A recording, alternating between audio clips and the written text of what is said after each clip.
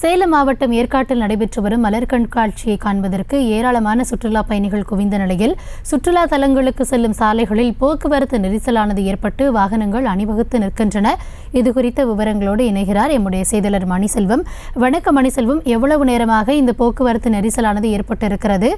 அதனை ஒழுங்குபடுத்தும் பணியில் காவலர்கள் ஈடுபட்டிருக்கிறார்களா? விரிவான விவரம் என்ன? வணக்கம் கௌதமி. சேலம் மாவட்டம் ஏற்காட்டில் கோடை விடுமுறை விடப்பட்டதிலிருந்து சுற்றுலா பயணிகள் வரத்து அதிகரித்து காணப்பட்டது. கோடை விழா மற்றும் மலர் கண்காட்சி நடைபெற்று வருவதால் சுற்றுலா பயணிகள் தினந்தோறும் ஆயிரக்கணக்கில் ஏற்காட்டிற்கு படையெடுத்து வருகின்றனர். இன்று காலை முதலே சுற்றுலா பயணிகள் வரத்து அதிகரித்து காணப்பட்டது.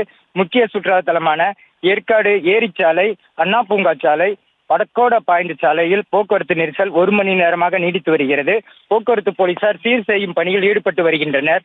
மேலும் படகு இல்லத்தில் நீண்ட வரிசையில் காத்திருந்து படகு சவாரி செய்து வருகின்றனர்.